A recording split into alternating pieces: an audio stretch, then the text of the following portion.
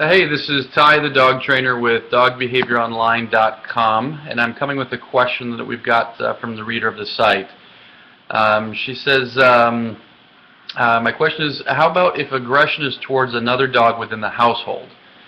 Do you use the same method? Now, she's referring to an article I wrote on another website, but anyways, she goes on to tell the story. She says, I have 3 dogs who are litter mates. I will call them dog 1, 2, and 3 to differentiate them. We got 1 at 7 weeks of age, 2 at 9 months, 3 at almost 11 months. Dog 2 and dog 3 were owned by a person who then decided they didn't have the time for them. First dog 2, then dog 3. Those 2 dogs did fight at times, and I don't know the exact conditions they lived in.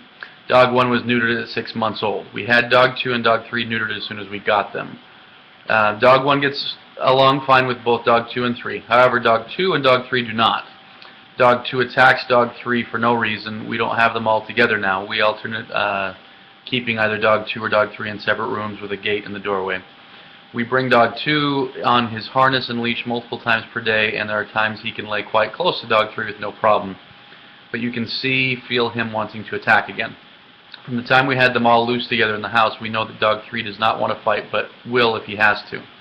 One time the attack happened under the kitchen table, and it took me a little longer to be able to get at dog 2 enough to pull him off of dog 3. I do not want to, will not rehome any of these dogs. I want to do the right thing to get them to get along, or if not get along, at least tolerate one another so they can live together. I never bring them outside together because we have a large fenced yard and a fight could break out too far of a distance from me. I realize I'm lucky that I've not gotten bit when I pulled dog 2 off of dog 3. It just makes no sense. When we did have them all together, they could pass one another in a doorway 9 to 10 times. Then a split second, the 11th time, dog 2 would instantaneously attack dog 3. No advance warning whatsoever. They will all be a year old at the end of this month, December of 2012. I have spent countless hours researching on internet for ideas, but don't want to try the wrong thing. I found Ty Brown, and I've seen some of your videos, and they seem to be down to earth and sensible. Any help would be appreciated so very, very much. Okay, I'll do my best. Hopefully I can give you some good answers here. Who am I speaking to? Lynn, hopefully I can give you some good answers. I will tell you that probably about a half a dozen times, maybe not even that much, because this dynamic isn't terribly common, but at my company in Utah, probably 3, 4, or 5 times a year, we get a very similar situation. And in most cases, it's almost exactly as you described. Usually we're talking 3 dogs. We're talking 1 dog is the aggressor. The aggressee, let's say, I don't even know if that's a word, but the aggressee is more of a submissive dog that more and more has been willing to attack to defend him or herself. Now, like I say, oftentimes I find that the aggressee started out quite submissive, but eventually a lot of the ones that I deal with at least get to the point to where they might even initiate an attack, almost preemptively. I don't know if that's happened in your case or not. So anyways, like I say, I see this a lot in 3 dog households. It sounds like, I'm trying to put this all together, so many dogs. It sounds like you've got males, all 3 males, and right there, that's kind of a dangerous situation to get yourself into, to have 3 males around. But in any case, like I say, we deal with this quite a bit. I will say that in every case that we've dealt with it, we've had some really good results. I'll also tell you that in most of the cases that we work with, the dogs have been doing fine for a while, and oftentimes they'll have like one instance. Maybe it was on a doorway or over a bone. I remember one case, the dog's collars got caught and they freaked him out, so they fought each other. But anyways, you'll often see that the dogs have been doing fine, and then eventually get to the point, where they have this one fight, and that just starts this whole snowball effect of the dogs getting worse and worse and worse. Again, I don't know if that's the case with yours or not, but in any case, that's what I often see. The dogs start to realize that fighting is a solution that on some level works for them, and so the fighting becomes much more frequent. So let me give you bullet points of what I've done in these situations, and like I say, in every case, we've had some big results.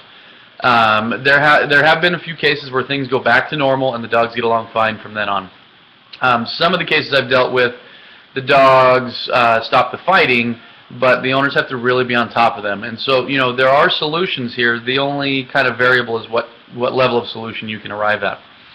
So in any case, the first thing I recommend, and this is me being a broken record, I talk about this all the time, is solid obedience. Almost every time when I see this problem, well, to go back to what I was talking about before, I see this case 3, 4, 5 times a year.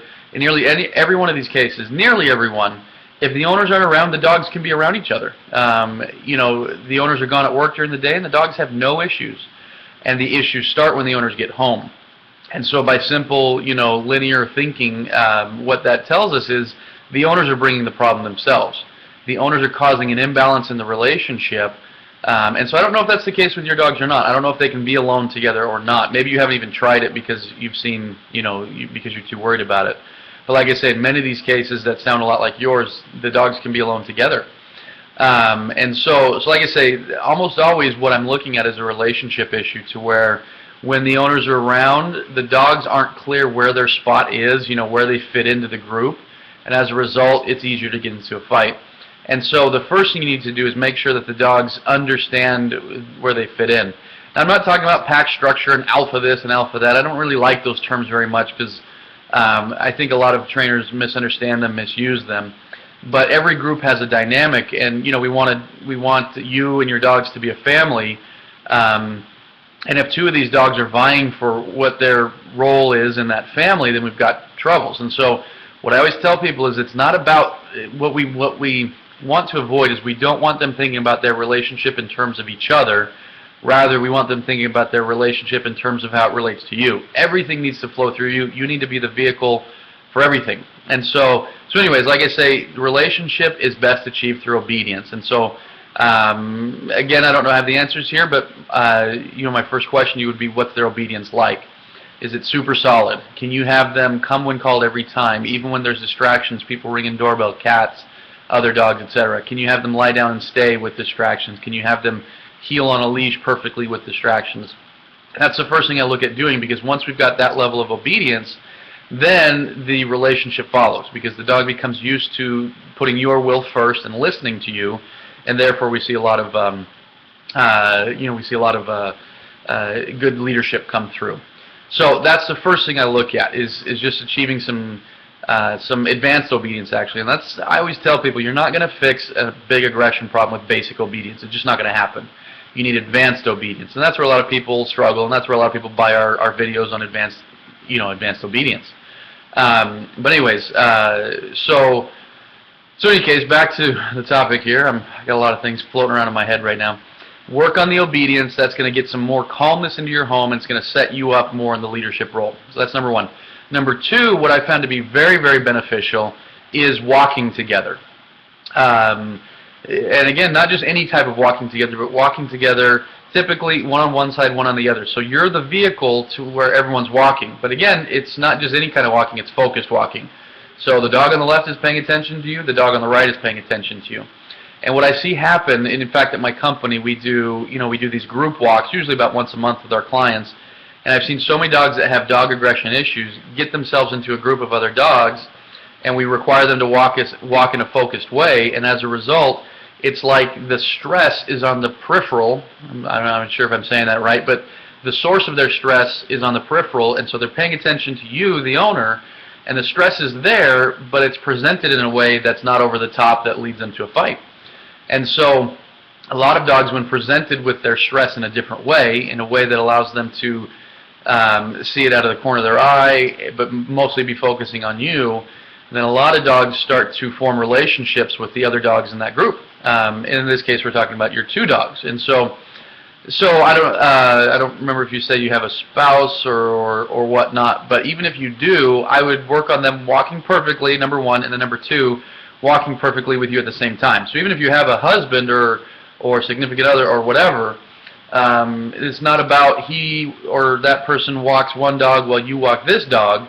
I want you walking both of the dogs, because like I say, it puts you in that let's call it the toll booth position, where you're the one controlling things, you're the one controlling access to the walk, and you're being in control. So that's the second thing I would recommend.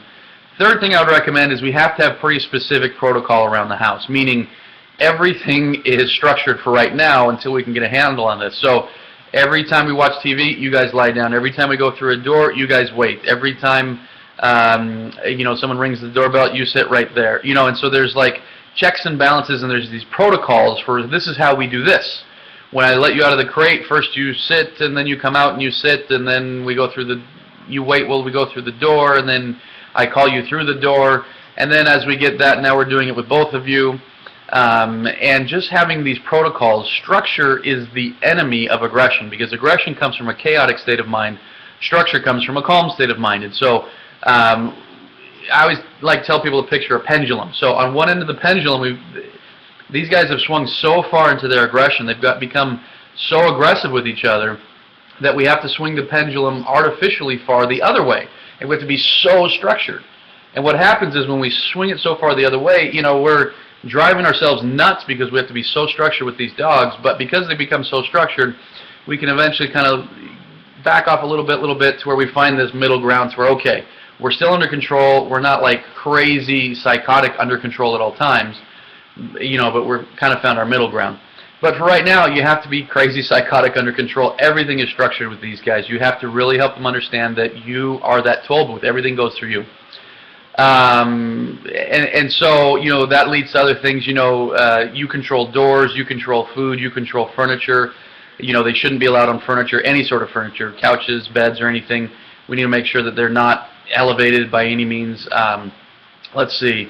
I would even keep them on leashes in the house. Leashes on the house so we can work on obedience, so that as we have them around each other, we can, and I would use training collars. I definitely don't ever recommend the harness. I think the harness actually causes more problems.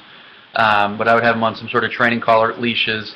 And like I say, if you can do this, what I found every time that we've implemented this type of plan is we found that the fighting goes away, the tension is still there for a while, but with repetition, practice, the tension starts to melt away as that pendulum finds its happy ground down here at the bottom.